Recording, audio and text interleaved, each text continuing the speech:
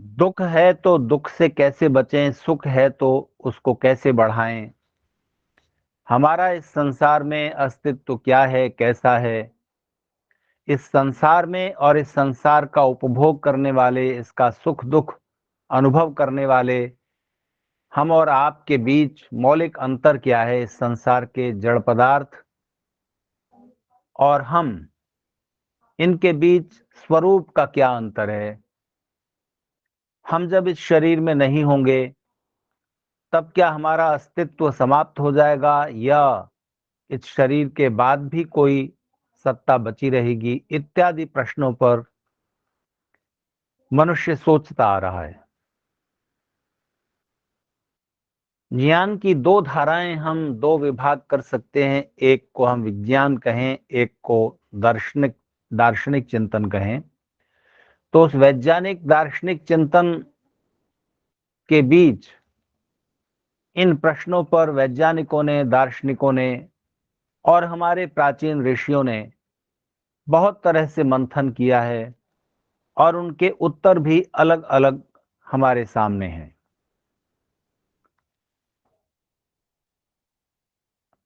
वैज्ञानिकों ने, दार्शनिकों ने, या किसी भी ऋषि ने, किसी भी विचारक ने, विद्वान ने अपने चिंतन, तर्क, वितर्क या अनुभव के आधार पर जो कुछ भी उत्तर दिया है, उन पर जो मनुष्य स्वयं विचार करता है और विचार करने के बाद फिर अपने उत्तर निश्चित करता है, वो कुछ अंशों में वो भी दार्शनिक हो जाता है, विचारक हो जाता है।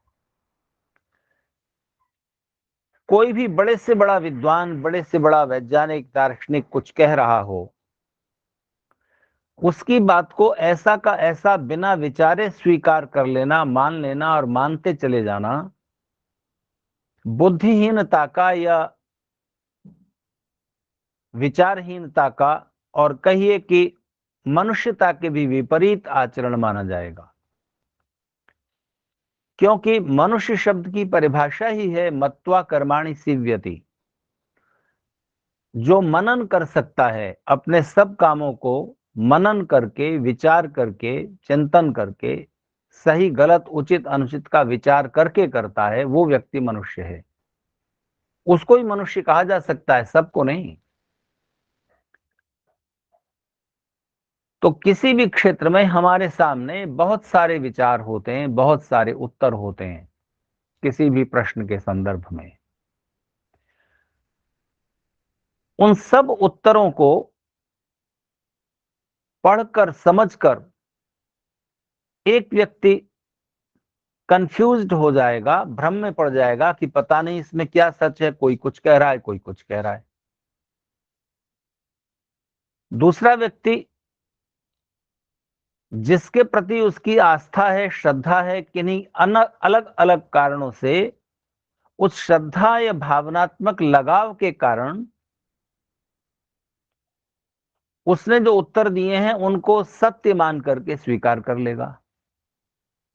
लेकिन सबसे अच्छा स्तर उस मनुष्य का है जो सब उत्तर जो भी अब तक सोचे गए हैं उन पर विचार करे और फिर अपना निश्चय करे कि इसमें क्या सत्य है, या क्या सत्य के अधिक निकट है, या अपने चिंतन से उसमें कुछ नया जोड़ सके उस ज्ञान की धारा में।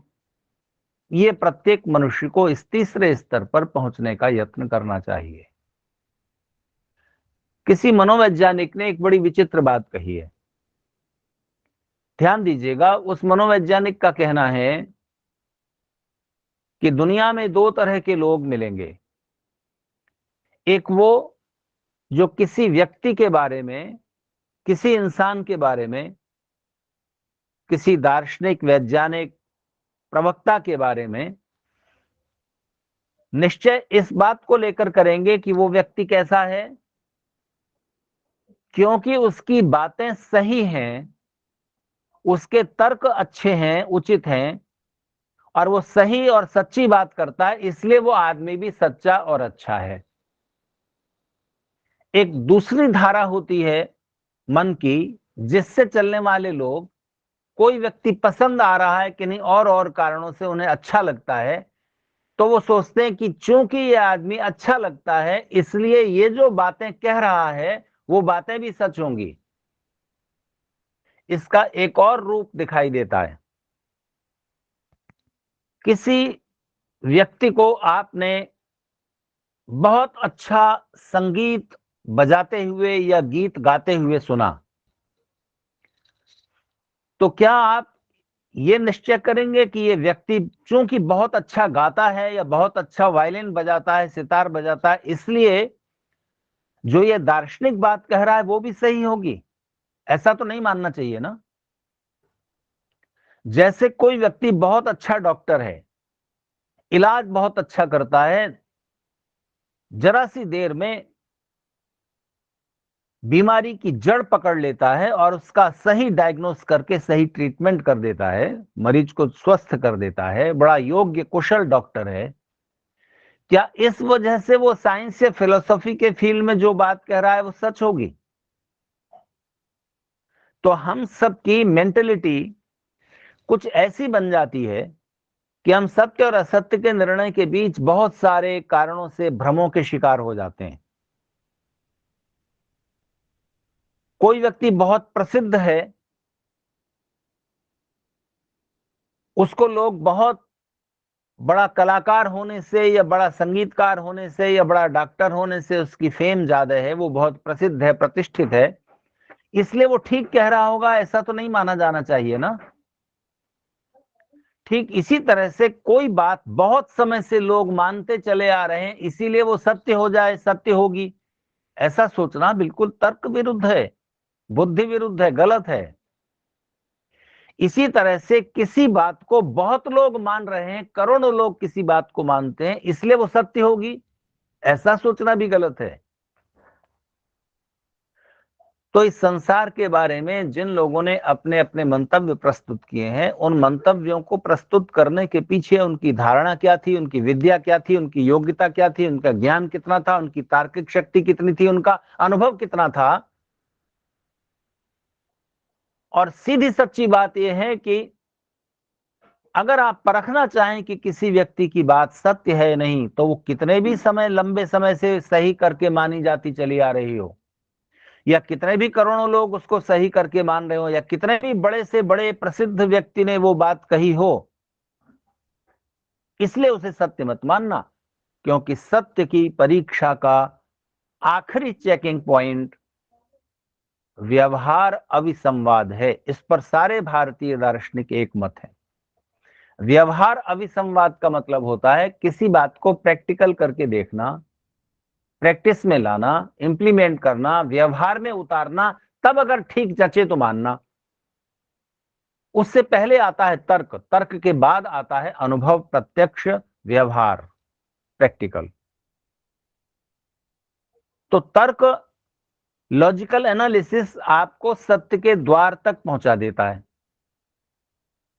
लेकिन फिर उसे व्यवहार में उतार कर देखना पड़ता है। जैसे किसी बड़ी से बड़ी किताब में लिखा हो, केमिस्ट्री की बहुत बड़े फेमस राइटर की किताब में ये लिख गया हो कि हाइड्रोजन और नाइट्रोजन मिलने से पानी बनता है, तो आप विश्वास कर लेंगे शायद कि इतने बड़े केमिस्ट्री के जानकार ने ये किताब लिखी है, उसने ऐसा वक्तव्य दिया है, तो शायद ये सही होता हो।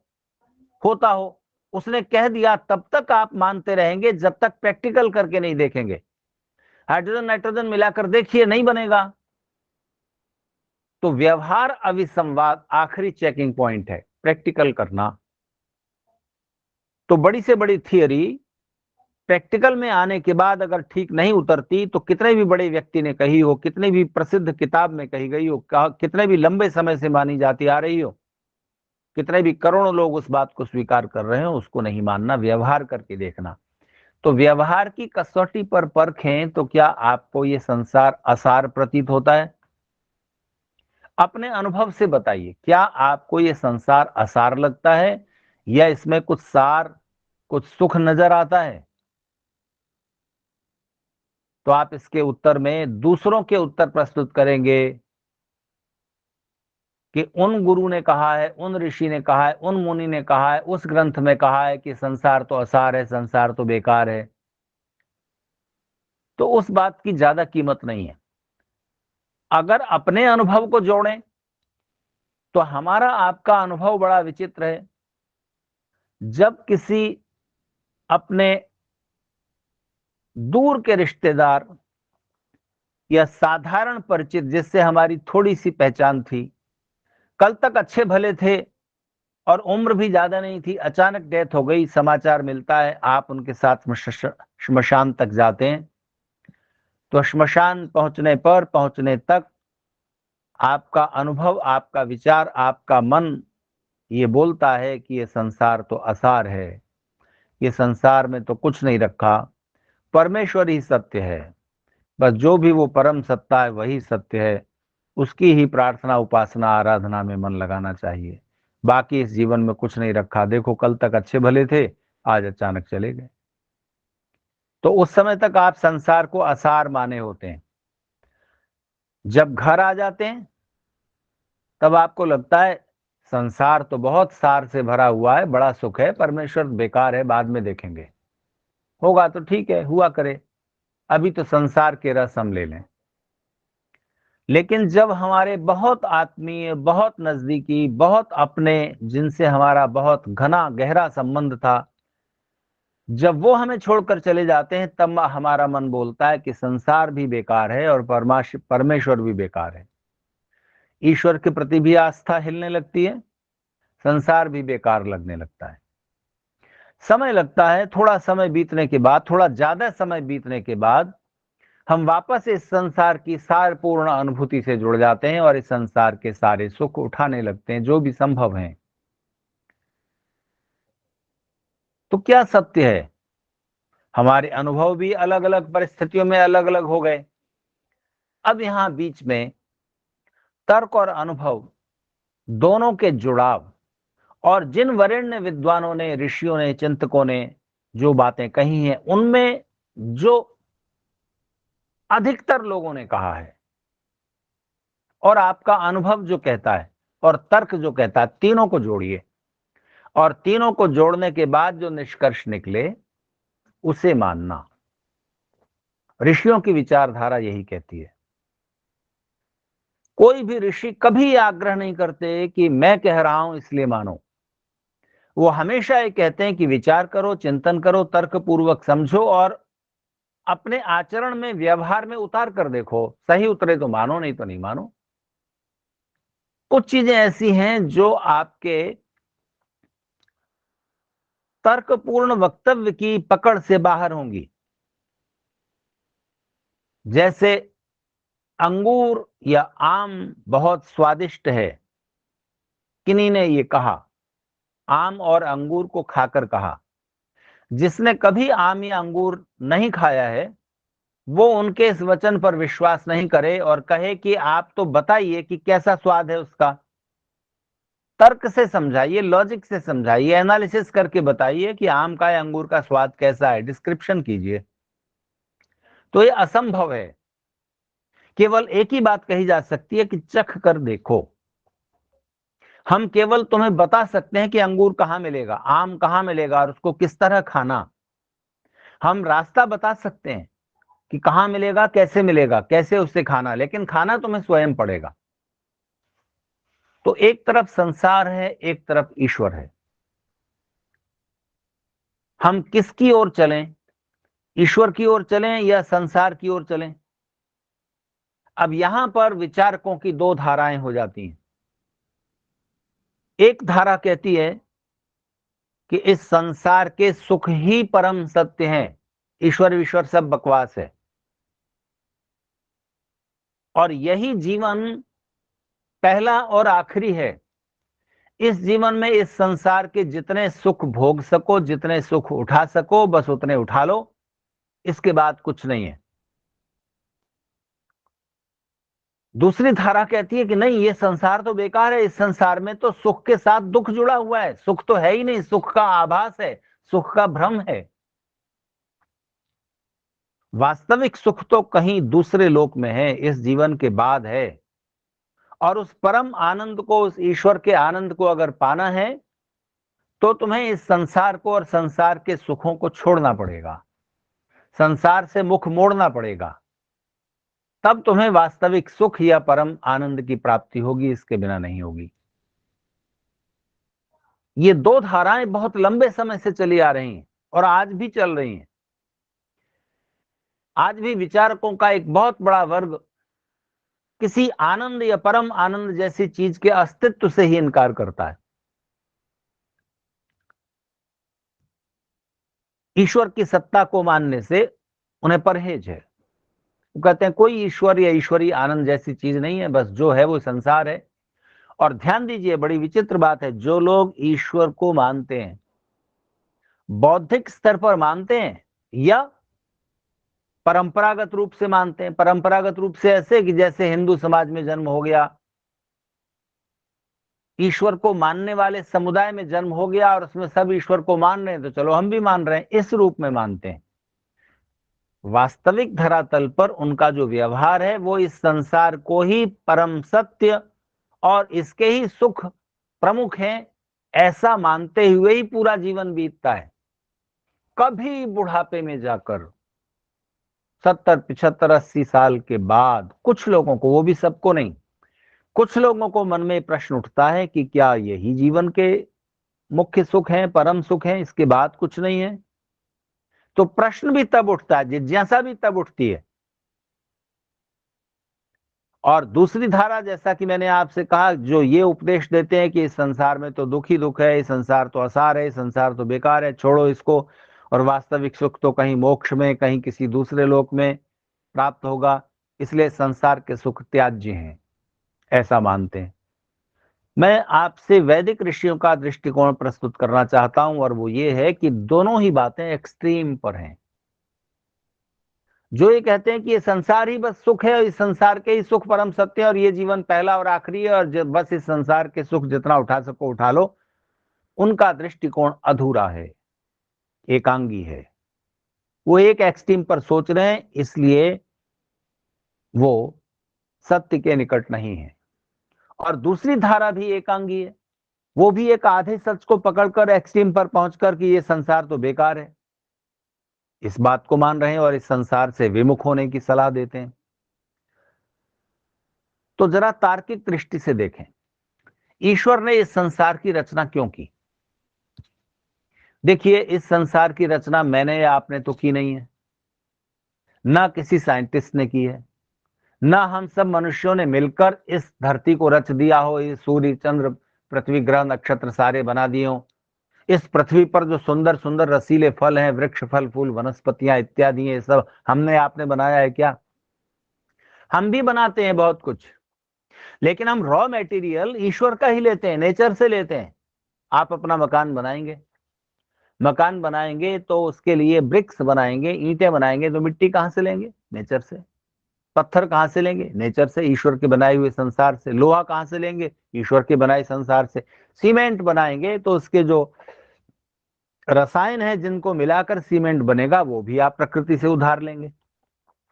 आप अपना जो निर्माण कर रहे हैं वो प्रकृति के, ईश्वर के बनाए हुए संसार से आप वो रॉ मटेरियल लेते हैं, फिर उसके बाद आप अपना निर्माण करते हैं। तो इस संसार के मौलिक तत्व तो हमने आपने बनाए नहीं। तो जिसने इस संसार को रचा है, उसने इस संसार की रचना क्यों की है?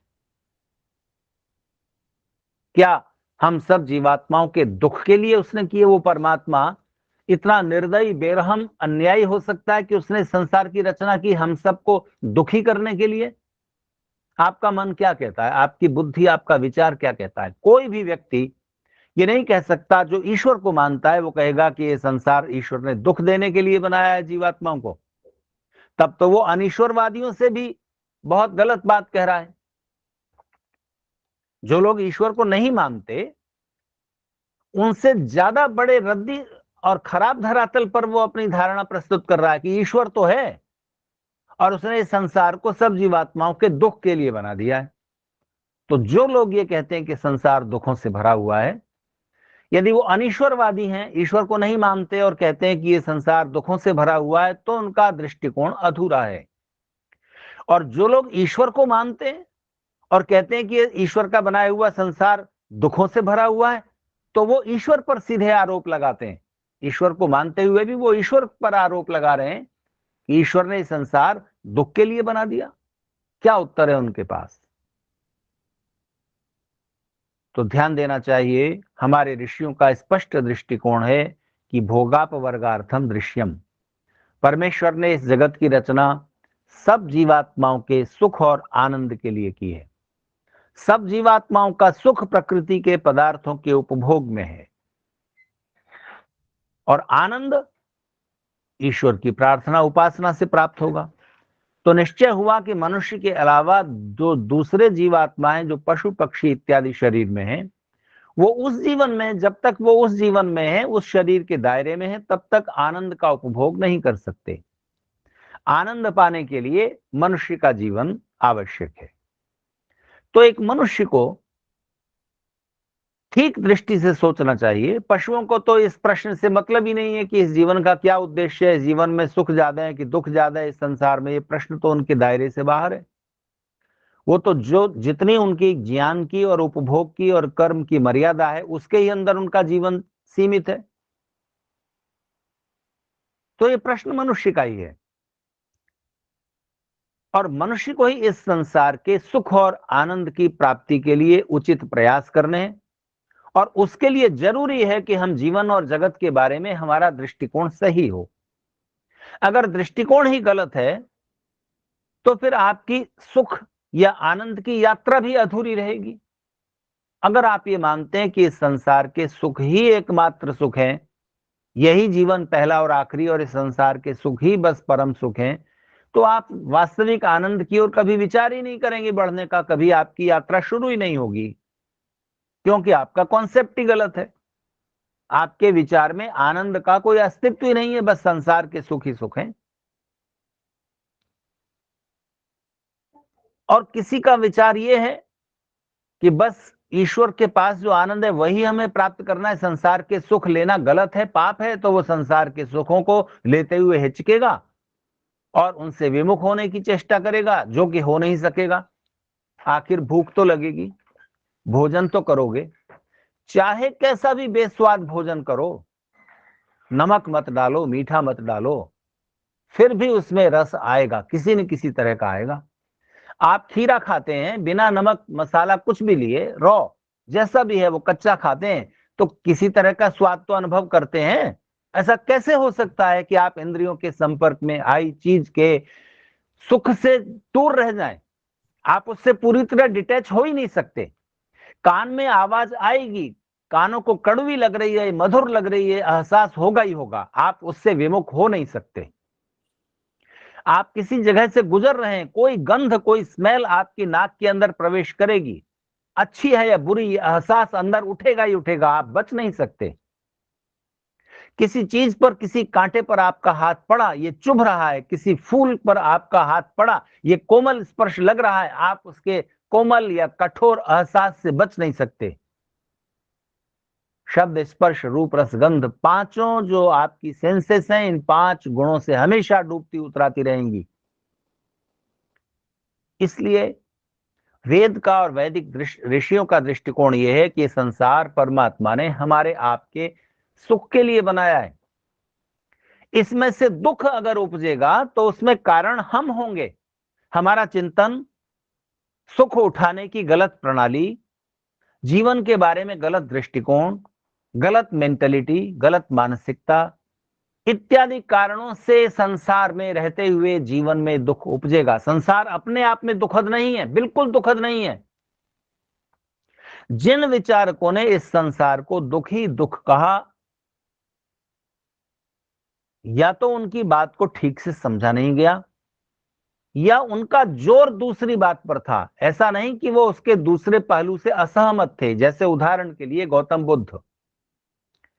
गौतम बुद्ध क्या कहते हैं? उनके 4 आर्य सत्य प्रसिद्ध हैं। जीवन में, संसार में दुख है एक सत्य, दुख का कारण है दूसरा सत्य, दुख की समाप्ति का उपाय है तीसरा सत्य, और दुख की समाप्ति है चौथा सत्य। इसको समझकर, इसको मानकर जो बुद्ध के अनुयायी हैं, वो बुद्ध पर ऐसा सिद्धांत प्रतिपादित करते हैं कि बुद्ध के विचार में ये जीवन दुखों से भरा हुआ है, दुख ही दुख है। और बुद्ध का एक कथन उद्धृत किया जाता है, हम ये प्रामाणिकता से नहीं कह सकते कि वो वचन बुद्ध का है भी या नहीं, क्योंकि गौतम बुद्ध की मृत्यु के कई सौ साल बाद उनके शिष्यों ने उनके उपदेशों को संग्रहित किया। इसलिए जरूरी नहीं है कि उन संग्रहित उपदेशों में सारी बातें बुद्ध की ही हों और वैसी ही हों जैसी बुद्ध ने कही थी, जिस संदर्भ में कही थी, जिस रिलेवेंस में कही थी। वो रिलेवेंस से, उस संदर्भ से काट कर कही गई हो सकती हैं। जैसे आजकल रामचरितमानस की एक चौपाई के बारे में बड़ा विवाद चल रहा है।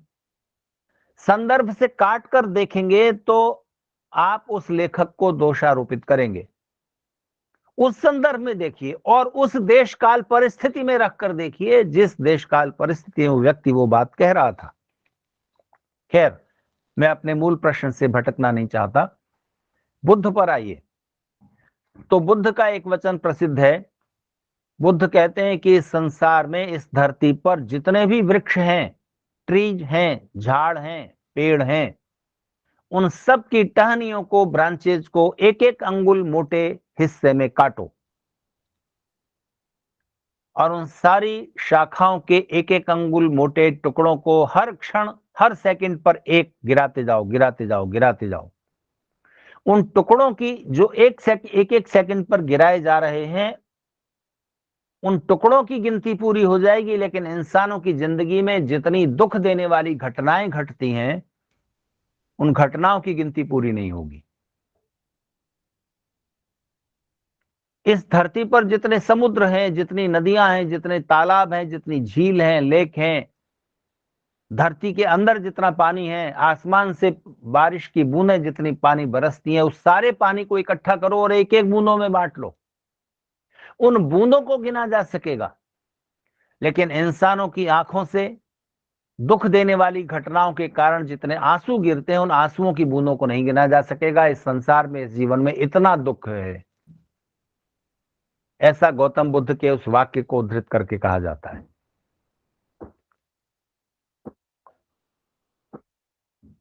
ऋषि दयानंद का कहना है कि इस धरती पर दुखी से दुखी इंसान को पकड़ लो और उस दुखी से दुखी इंसान के जीवन के सारे सुख और दुख ठीक से कैलकुलेट करो, तो आप पाओगे कि उस दुखी से दुखी इंसान के जीवन में भी सुखों की मात्रा, सुखों की संख्या ज्यादा है, दुखों की कम है।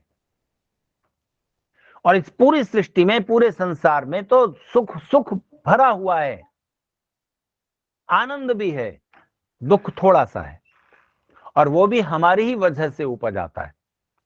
तो गौतम बुद्ध के 4 आर्य सत्यों का उल्लेख किया जाता है कि संसार में, जीवन में दुख है, दुख का कारण है, दुख की समाप्ति का उपाय है और दुख की समाप्ति है। इसके पैरेलल दूसरे 4 आर्य सत्य भी हैं। संसार में सुख है, सुख का कारण है, सुख प्राप्ति के उपाय हैं और सुख की प्राप्ति है नहीं क्या? कोई इस चीज को खंडित करके बताए, गलत सिद्ध करके बताए।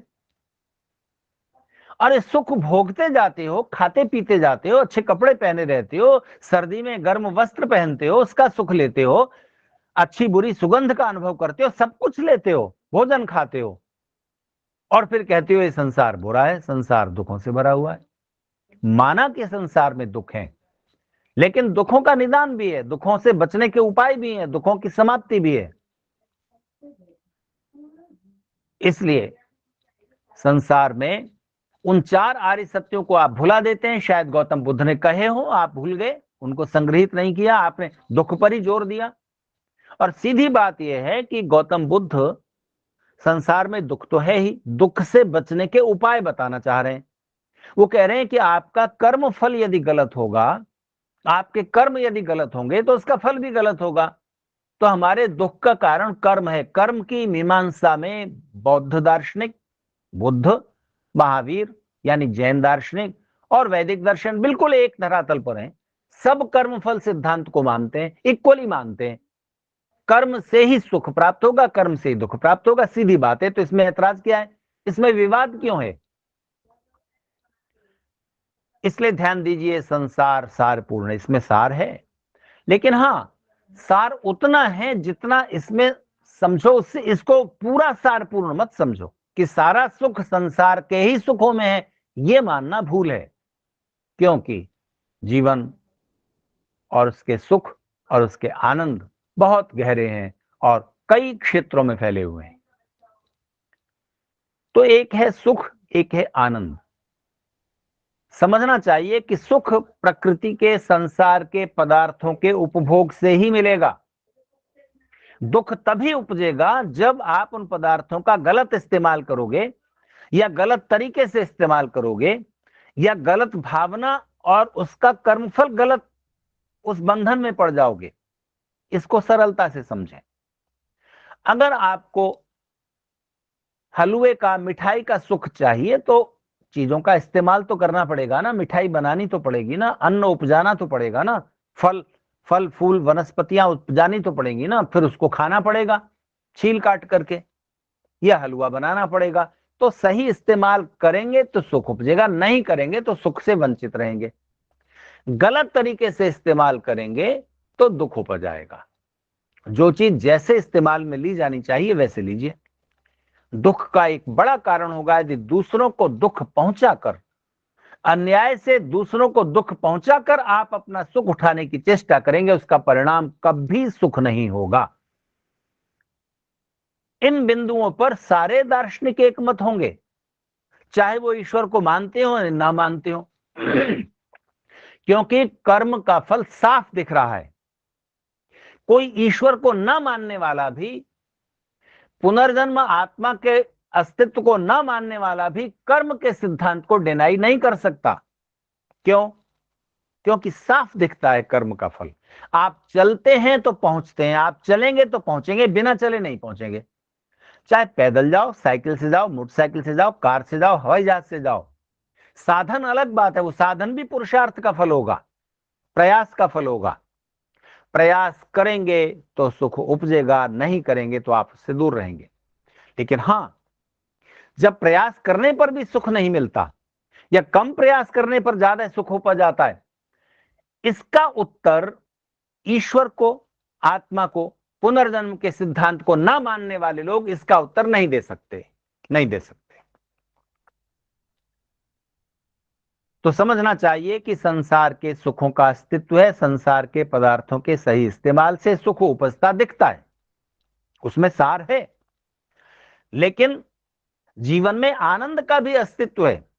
अगर आप ईश्वर को नहीं मानते, ईश्वर के अस्तित्व को नहीं मानते, तो ईश्वरीय आनंद जैसी बात आपकी समझ में प्रवेश ही नहीं करेगी। पर आप आनंद के अस्तित्व से मना नहीं कर सकते। सुख से ज्यादा बड़ी चीज आपके अनुभव से प्रतीत हो जाती है। इसलिए विचारकों ने उदाहरण दिए, बहुत तरह के उदाहरण दिए। आखिर हलवे को खाकर आपको स्वाद मिला, रसगुल्ला खाकर आपको स्वाद मिला, पर खुद ना खाकर किसी को खिला देने से जो मिला है वो क्या है? उसका नाम बताइए, उसका नामकरण कीजिए। वो सुख नहीं है, क्योंकि सुख तो उस स्वाद का अनुभव करने से होता। आपने रसगुल्ला खाया नहीं, बड़ी मेहनत से प्राप्त किया था, एक ही था, आपने खुद नहीं खाया। आपके पास दो ही रोटी थी, आपने दोनों बांट दी और आप बहुत भूखे थे। वो खिला देने में कौन सा सुख मिला है? कुछ तो मिला है। वो जो मिला है उसका नाम आनंद है। ईश्वरीय आनंद नहीं है, वो उससे बड़ी चीज है। लेकिन आनंद की एक हल्की सी झलक आपको प्राप्त होगी जब किसी आत्मा का दूसरी जीवात्मा से बिना किसी सेल्फिश मोटिव के, बिना किसी स्वार्थ के गहरा जुड़ाव स्थापित होता है। तब आप आनंद के धरातल पर होते हैं, भले ही वो झलक हल्की सी हो। हर एक जीवात्मा को, चाहे वो मनुष्य शरीर में है चाहे पशु शरीर में है, ईश्वर की कृपा से उस जीवात्मा के बिना प्रयास के आनंद की एक हल्की सी झलक रोज प्राप्त होती है, ईश्वर की कृपा से। ऋषि दयानंद कहते हैं, कब मिलती है वो? जब आप गहरी नींद में होते हैं, ड्रीमलेस स्लीप, जिसमें आप सपनों के भी पार चले जाते हैं। जब आप स्वप्न के भी पार होते हैं, सपनों से रहित नींद ले रहे होते हैं, बिना सपनों की नींद, जब मन बिल्कुल रुक जाता है, स्वप्न दिखने भी बंद हो जाते हैं, उस समय जीवात्मा का बिना उसकी कोशिश के ईश्वर से जुड़ाव हो जाता है। और इसी कारण जब वो जागता है तब एक अव्यक्त सी अनुभूति रहती है कि मैं बड़े आनंद से सोया। वो जो आनंद का एहसास है वो सुषुप्ति दशा का है, लेकिन होशो हवास के बिना है। अच्छा बताइए, दुनिया में सबसे बड़ा कारोबार सबसे बड़ा कारोबार कौन सा है जिसमें बहुत पैसा लगा हुआ है और मिनटों में करोड़ों के वारे न्यारे होते हैं? कौन सा है जानते हैं आप? शेयर मार्केट, जो अडानी की उस कंपनी के डूबने से, अब एक रिपोर्ट आ जाने से आसमान से जमीन पर आ गया? नहीं, धर्म, वो नहीं है। धर्म, धर्म है सबसे बड़ा व्यापार, धर्म है। जी नहीं, जी नहीं, जी नहीं। सबसे बड़ा व्यापार, सबसे बड़ा जिसमें बहुत बड़ा फायदा होता है मिनटों में, वो है ड्रग्स की स्मगलिंग, नशीली दवाओं का कारोबार। आप एक शराब की दुकान खोल के देखो और एक दूध की डेयरी। नशीली दवाओं का व्यापार कीजिए, लाइए अफगानिस्तान से अफीम के तरह तरह के प्रोडक्ट, करोड़ों का वारा न्यारा होता है। और दुनिया की तमाम सरकारें उन नशीली दवाओं के बिजनेस का विरोध करती हैं, लेकिन नहीं रोक पाते। तो दुनिया में नशे की इतनी ललक क्यों है? क्यों जिसको एक बार नशे का चस्का लग जाए वो उसकी गिरफ्त से बाहर नहीं निकल पाता? कारण कारण वही है, बहुत गहरे में हर जीवात्मा को आनंद की तलाश है। तो जब एक बार आप नशा करते हो, कोई भी नशा करते हो, तो उस नशे में आपके मन की जो रुकने की स्थिति है वो प्राप्त होती है। तरह तरह के आपको तरंगात्मक अनुभव मिलते हैं, आप उसी अनुभव में बार बार लौटना चाहते हो। ये तो अलग बात है कि चूंकि उन सारी नशीली चीजों का प्रभाव शरीर और मस्तिष्क दोनों पर बहुत बुरा पड़ता है, इसलिए उनको लेने से बचने की सलाह दी जाती है कि उसके जाल में मत फंसना। कल्पना कीजिए, किसी दिन साइंटिस्ट कोई ऐसी ड्रग, कोई ऐसी नशीली चीज खोज दें जिसका शरीर और मस्तिष्क पर कुछ भी बैड इफेक्ट ना होता हो, तब आप उसको लेना चाहेंगे कि नहीं? छोड़िए, मत दीजिए उत्तर। लेकिन ये बात बिल्कुल तर्कसंगत है कि अगर शरीर और बुद्धि पर किसी चीज का दुष्प्रभाव नहीं पड़ता तब उसमें क्या बुराई है? तो उस नशे में क्यों जाना चाहता है आदमी बार बार, क्यों नहीं छोड़ना चाहता? क्योंकि एक आनंद के भ्रम की ही सही एक अनुभूति होती है। तो किसी एक विचारक ने बात कही है अर्ध सत्य के रूप में, उसको आप पूरा सच मत मानिए, आधा सच मानिए। वो ये कहते हैं कि दुनिया में हर इंसान किसी न किसी नशे का शिकार है। जी हां, वो हर इंसान के बारे में कहते हैं।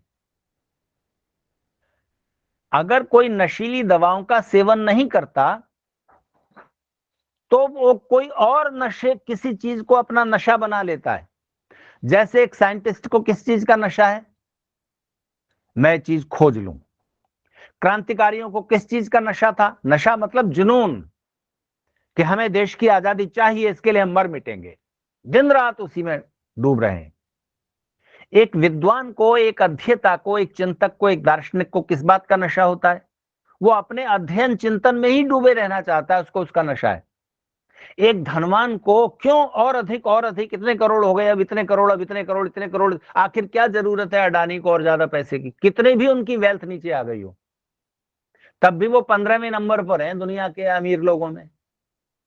15वें 20वें, पहले तीसरे पर थे। तो ठीक है, थोड़ा खिसक के नीचे आ गए, लेकिन इतनी संपदा है, क्या करेंगे उसका? क्यों है ये? तो और अधिक और अधिक और अधिक ज्ञानवान हो जाऊं, और अधिक प्रसिद्ध हो जाऊं, और अधिक ऊंचे पद पर पहुंच जाऊं। तो उन विचारक के अनुसार यह भी एक नशा है। मैं ये बात आप माने ऐसा नहीं कह रहा हूं, मैं केवल ये कह रहा हूं कि नशे की जो पूरी एक ललक है मनुष्य के मन में, नशे में फंसने के बाद बार बार इंसान उसमें फंसना चाहता है, उसका कारण क्या है? वो आनंद की एक गलत दिशा है, उस ओर मनुष्य जा रहा है। आनंद के कुछ सही क्षेत्र भी हैं। जैसे ही आप एक कठिन चीज समझते हो, क्या मिलता है आपको? इंद्रियों का सुख। वो सुख नहीं है, वो इंद्रियों का सुख नहीं है। एक कठिन चीज को समझकर आपको क्या मिला है? अभी आप एक कठिन समस्या पर विचार कर रहे हैं कि संसार असार है, क्या है। आखिर में जब आप किसी कंक्लूजन पर पहुंचेंगे, आपको एक हर्ष, एक प्रसन्नता, एक उल्लास की अनुभूति होगी। वो सुख नहीं है, सुख से ज्यादा बड़ी चीज है। उसे हम परम आनंद भी नहीं कहेंगे, वो ईश्वरीय आनंद भी नहीं है, उससे छोटा है। अच्छा सोचिए, अपने ग्रैंड डॉटर या ग्रैंड सन को गोद में लेकर खिलाते हुए आपको क्या मिलता है? इंद्रियों का सुख नहीं है। आपकी 5 सेंसेस में से ना वो रूप का सुख है, ना गंध का है, ना स्पर्श का है, ना स्वाद का है, मन का है, प्रेम का है, वात्सल्य का है। तो प्रेम का भी एक सुख है कि नहीं, लेकिन वो इंद्रियों से थोड़ा गहरे पर है।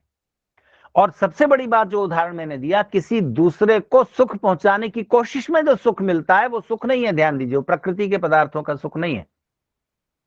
इसलिए एक बात समझ कर रखिए, जीवात्मा का स्वाभाविक गुण न सुख है, न दुख है, न आनंद है। 2 प्रकार के गुण हैं दार्शनिक भाषा में, एक स्वाभाविक, एक नैमित्तिक। स्वाभाविक गुण वो होते हैं जो उस पदार्थ से अलग नहीं किए जा सकते, उस पदार्थ के साथ ही रहेंगे। पदार्थ नहीं तो वो गुण भी नहीं। जैसे गर्मी कहां रहेगी, किसको आधार बनाकर रहेगी? अग्नि को आधार बनाकर रहेगी। गर्मी अग्नि का स्वाभाविक गुण है। लेकिन पानी, गर्म पानी, तो गर्म पानी में जो गर्मी है वो पानी का स्वाभाविक गुण है क्या? नहीं, अग्नि के निमित्त से, अग्नि के संपर्क से आया है। पानी को ऐसे ही रख दीजिए, थोड़ी देर में उस टेम्परेचर पर आ जाएगा जो बाहर वातावरण में है। तो अग्नि पर रख दीजिए तो अग्नि के प्रभाव से उसमें गर्मी का गुण आया। पानी का गुण गर्मी स्वाभाविक गुण नहीं है, नैमित्तिक है। तो जो गुण स्वाभाविक होता है वो हमेशा बना रहता है। तो जीवात्मा का गुण अगर स्वाभाविक रूप से सुख होता तो हम यानी हम और आप जीवात्मा हमेशा सुखी सुखी होते। और अगर हमारा स्वाभाविक गुण दुख होता तो हम सदा सुखी दुखी दुखी होते। पर ऐसा तो नहीं है। और हमारा गुण, स्वाभाविक गुण अगर आनंद होता तो हम सतत आनंदित होते, पर ऐसा भी नहीं है। ये तीनों चीजें जीवात्मा को नैमित्तिक रूप से मिलेंगी। तो ध्यान दीजिए, प्रकृति के पदार्थों के इस्तेमाल से सुख अनुभव होगा, गलत इस्तेमाल से, अन्यायपूर्वक उन सुखों का संग्रह करने से दुख मिलेगा। आनंद ईश्वर का गुण है, जीवात्मा का स्वाभाविक गुण नहीं है। तो जहां जहां थोड़ा थोड़ा भी ईश्वरीय अनुभूति के निकट आप होते हैं, जैसे किसी जीवात्मा के साथ आपने कुछ उसको सुख पहुंचाने की कोशिश की, किसी के लिए अपना सुख सेक्रीफाइस किया उसको सुख पहुंचाने के लिए, वैसे ही किसी जीवात्मा के साथ भी जो आपकी निस्वार्थ कनेक्टिविटी हुई है, जो निस्वार्थ जुड़ा हुआ है, वो थोड़ा सा एक कदम आपको ईश्वर की ओर ले गया। क्योंकि मोक्ष प्राप्ति के लिए, ईश्वर के आनंद को पाने के लिए 2 साधन साथ साथ चाहिए: योगाभ्यास, ईश्वर की प्रार्थना उपासना, और दूसरों को सुख पहुंचाने की कोशिश यानी पुण्यों की अधिकता। इन दोनों के संयुक्त प्रयास से दोनों का ही उपाय करना पड़ेगा। ये नहीं कि आप केवल पुण्य करते रहो और पूर्ण आनंद आपको मिल जाए, केवल योगाभ्यास करते रहो और आप आनंद की प्राप्ति कर लो, मोक्ष की, ये नहीं होगा। दोनों करने पड़ेंगे, ऐसा ऋषियों का विधान है। तो बस एक बात कहूंगा क्योंकि समय बीतता जा रहा है, थोड़े मिनट बाकी हैं। शंकराचार्य एक और दार्शनिक हमारे बीच में आते हैं जो कहते हैं कि संसार मिथ्या है और ब्रह्म ही सत्य है। उनका ये वाक्य प्रसिद्ध है, ब्रह्म सत्यम जगन मिथ्या। यद्यपि कई विचारक दार्शनिक ये कहते हैं कि ये वाक्य उनका नहीं है, फिर भी हम उनका मान लेते हैं क्योंकि उनकी बाकी जो दार्शनिक चिंतना है उसमें वो इस बात का प्रतिपादन करते पाए जाते हैं कि संसार मिथ्या है और ब्रह्म से ही ये जगत बन गया। तो यहां ऋषि दयानंद की एक बात आपको याद दिलाना चाहूंगा। ऋषि दयानंद शंकराचार्य के सिद्धांत का, उनके अद्वैत सिद्धांत का खंडन करते हुए भी एक प्रमाण पत्र शंकराचार्य को देते हैं। यदि शंकराचार्य ने बौद्ध दार्शनिकों का खंडन करने के लिए, क्योंकि बौद्ध दार्शनिक कहते हैं कि ये संसार कुछ नहीं है, शून्य ही शून्य है। जैसे प्याज के छिलके उतारते जाइए तो आखिर में आपको क्या मिलेगा? कुछ नहीं। ऐसे ही संसार का एनालिसिस करते जाओ, आखिर में कुछ नहीं मिलता, बस शून्य ही शून्य है। न परमात्मा है, न ये जीवात्मा है, न जगत है, सब आखिर में निर्वाण है, यानी अस्तित्व की समाप्ति। शंकराचार्य इस सिद्धांत का खंडन करते हुए शून्य की जगह ब्रह्म को स्थापित करते हैं और बौद्धों के तर्कों से ही बौद्धों के शून्यवाद का खंडन कर देते हैं, उसको गलत सिद्ध कर देते हैं और ब्रह्म की स्थापना कर देते हैं। वो कहते हैं तुम कहते हो शून्य शून्य है, हम कहते हैं ब्रह्म ही ब्रह्म है और इस ब्रह्म से ही जगत की उत्पत्ति हुई है। पर ध्यान दीजिए, यहां शंकराचार्य के समानांतर आप आधुनिक वैज्ञानिकों को रख के देखें। आधुनिक वैज्ञानिक क्या कहते हैं, साइंटिस्ट, कि ये जो हम और आप चेतन सत्ता हैं जो इस जगत के आसार या सारपूर्ण होने पर, सुखद या दुखद होने पर विचार कर रहे हैं, वो जीवात्मा कुछ नहीं है, वो जड़ से ही बन गया है। जड़ यानी बेजान ज्ञान रहित चीजों से ही बन गया है। जैसे आपकी मेज, जिन तत्वों से मेज बनी है उन्हीं तत्वों से आप बने। जैसे कि हल्दी या चूना, दोनों में लाल रंग नहीं है, चूना कैल्शियम सफेद है, हल्दी पीली है, टर्टरिक। इन दोनों को मिलाइए और थोड़ा पानी डालिए तो मिलाने पर लाल रंग जैसे क्रिएट हो जाता है। इसी तरह आपके सामने जो टेबल रखी हुई है, जो जिस कुर्सी पर आप बैठे हैं, उसको बनाने में जितने मूल तत्व प्रयुक्त हुए उतने ही हमारे शरीर को बनने में प्रयुक्त हुए। लेकिन इस शरीर को बनने की प्रक्रिया में उन मूल तत्वों की उस क्वांटिटी या मिलाने के ढंग में ऐसा कुछ हुआ है कि एक सोचने समझने वाली चीज उसमें जन्म ले गई। जैसे ये तत्व बिखरेंगे वैसे उस सोचने समझने वाली चीज भी खत्म हो जाएगी। जड़ तत्व से ही एक ज्ञान रखने वाली सत्ता, चेतन सत्ता उपज आती है, ऐसा आधुनिक साइंटिस्ट कहते पाए जाते हैं। शंकराचार्य क्या कहते हैं, वो कहते हैं कि नहीं, चेतन ब्रह्म से ही ये जड़ जगत बना है, आपकी मेज कुर्सी वगैरह चेतन ब्रह्म से ही बन गया। तो हम ये कहते हैं कि दोनों ही थियरी एक दूसरे को काट रही हैं। अगर आप शंकराचार्य से पूछें कि अगर चेतन से जड़ बन सकता है तो जड़ से चेतन क्यों नहीं बन सकता, और मॉडर्न साइंटिस्ट से पूछें कि अगर जड़ से चेतन बन सकता है तो चेतन से जड़ क्यों नहीं बन सकता, तो ये दोनों थियरी एक दूसरे को काट देती हैं। इसलिए शंकराचार्य, ध्यान दीजिए, शंकराचार्य जब ये कहते हैं कि संसार असार है तो इसका मतलब ये नहीं होता कि वो इस संसार को दुखद कह रहे हैं या अस्तित्व रहित कह रहे हैं। उसको मिथ्या कहने का अर्थ यह है कि जब आप उससे बड़े गहरे सुख को प्राप्त कर लेते हैं, संसार के सुखों से ज्यादा बड़े गहरे आनंद आपको उपलब्ध हो जाते हैं, तब ये संसार आपको बेकार या असार या मिथ्या लगने लगता है। एक सरल उदाहरण से बात क्लियर होगी, और मैं उदाहरण बहुत बार बहुत जगह देता हूं।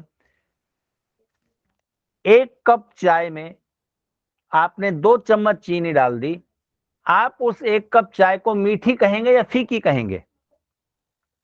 फिर सुनिए, एक कप चाय में आपने 2 चम्मच चीनी डाल दी, आप उस एक कप चाय को जिसमें 2 चम्मच चीनी पड़ी हुई है वो मीठी है कि फीकी है? तो आप कहेंगे मीठी। नहीं, आप यहां रिलेटिविटी का सिद्धांत लगाइए। रिलेटिविटी की थियरी कहती है कि रिलेटिवली दैट, आप उसकी रिलेटिविटी में उसके पैरेलल कुछ रखकर देखें। अगर आप नमकीन खाकर वो चाय पिएंगे तो आपको मीठी लगेगी, और रसगुल्ला खाकर पिएंगे तो फीकी लगेगी, क्योंकि आपने ज्यादा बड़ी मिठास का अनुभव कर लिया। उसके बाद वो थोड़ा सा चीनी पड़ी हुई चाय आपको फीकी लगेगी, और नमकीन खाकर पिएंगे तो मीठी लगेगी। वही चाय, चाय वही है। तो जिन्होंने ज्यादा बड़े सुख का एहसास कर लिया उनके लिए वो सुख छोटे हो जाते हैं, उनके लिए संसार असार हो जाता है। ये बात पतंजलि भी कहते हैं, सर्वमेव दुखम विवेकिना।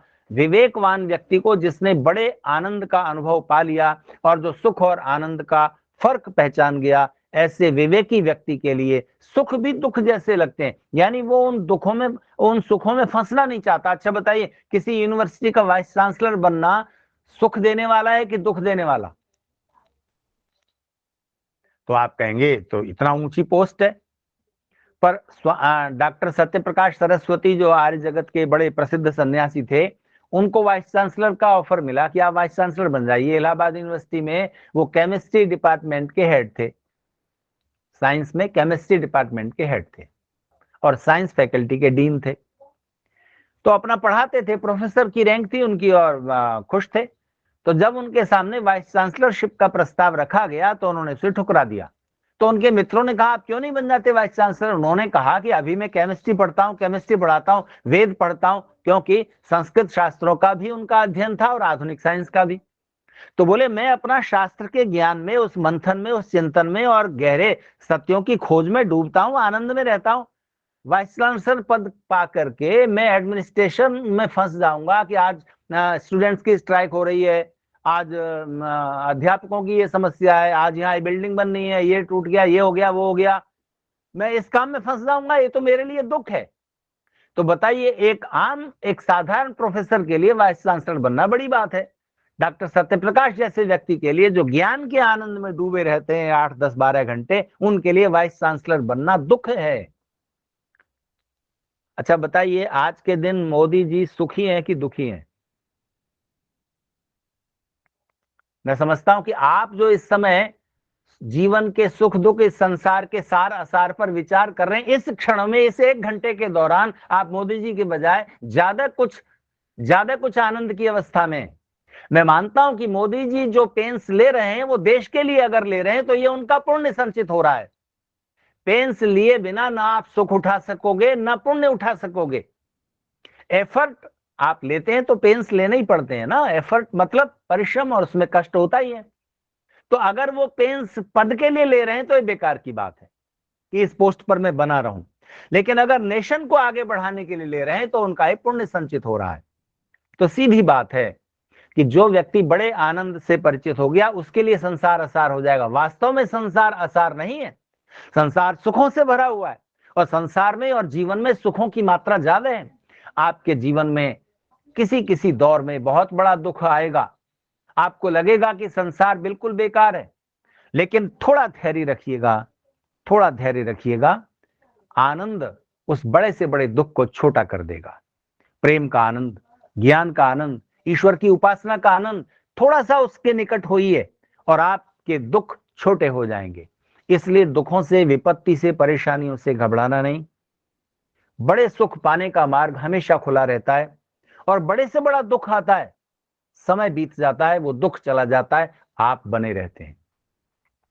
इसलिए उन कठिन परिस्थितियों में और कठिन बड़े से बड़े दुख के बीच धैर्य बनाए रखना और आनंद से अपना परिचय बनाए रखना। अगर आप रोज किसी न किसी तरह के आनंद के साथ अपने को कनेक्ट कर पाते हैं तो फिर जीवन में दुख आएंगे, चले जाएंगे। आपका विचार ये नहीं होगा कि ये संसार ईश्वर ने दुख के लिए बनाया है। तो ये संसार सारपूर्ण भी है, लेकिन ये एक अवस्था ऐसी आनी चाहिए कि ये संसार के सुख हमारे लिए बहुत ज्यादा आकर्षक न रह जाएं। उस ओर भी हमारी यात्रा बढ़ती रहनी चाहिए। जीवन सुख पाने के लिए भी है, आनंद पाने के लिए भी है। तो ऋषियों का दृष्टिकोण है, समन्वय का दृष्टिकोण है, संतुलित दृष्टिकोण है। दो एक्सट्रीम पर न जाकर बल्कि सत्य को समग्रता में अनुभव करने वाला दृष्टिकोण है। इसलिए पूरी दुनिया एक एक सत्य के आधे आधे, एक एक छोटे छोटे पहलू को पकड़कर उसको एक्सट्रीम परिपूर्ण मानकर बैठ जाती है, और फिर आपस में विचारों के संघर्ष होने लगते हैं। तो ऋषियों का जो समन्वित दृष्टिकोण है वो हमें सत्य की समग्रता तक ले जाता है। तो जीवन के और जगत के इस सत्य को समझें, सुखी भी हों, आनंदित भी हों। मालूम नहीं मेरे भाषण के बीच अगर आप बोर हुए या आनंदित हुए, अगर ज्ञान पाने का कुछ जीवन के गहरे उत्तरों को खोज करने का, जिज्ञासा का एहसास आपके मन में होगा, तब तो आप आनंद की ओर पहुंचे होंगे, नहीं तो आपको ही बोरिंग लगा होगा। तो ये आपके अपने उस पर निर्भर करता है, रिलेटिविटी पर, कि आप किसी चीज में सुख अनुभव करते हैं या आनंद की ओर बढ़ते हैं, संसार को सारपूर्ण समझते हैं या असार समझते हैं। तो आर्य समाज ग्रेटर कैलाश के अधिकारियों का, माननीय श्री राजेंद्र जी का बहुत आभार, जिन्होंने ये व्याख्यान माला फिर से शुरू की है। क्योंकि सब विद्वान आपको, अपने इच्छित विद्वान हर रविवार को या किसी दिन वहां साक्षात उपलब्ध हो जाएं, वो भी प्रयास करते रहिए। लेकिन ये आसान तरीका कोरोना के माध्यम से जो आपको मिल गया, इसका भी लाभ उठाते रहिए। तो आपने मुझे आज इस व्याख्यान माला के पहले शनिवार के दिन आपने मुझे अवसर दिया, इसके लिए मैं आपका धन्यवाद करता हूँ। बहुत बहुत सुंदर, बहुत आनंद आया आचार्य जी, बहुत बहुत धन्यवाद। मैं हमारे आर्य समाज ग्रेटर कैलाश वन के संरक्षक श्री योगेश मुंजाल जी से अनुरोध करता हूं कि योगेश जी आचार्य वागीश जी का धन्यवाद करें। योगेश जी। आचार्य वागीश जी तथा नमस्ते, नमस्ते जी, नमस्ते। नमस्ते जी, दूसरे सभी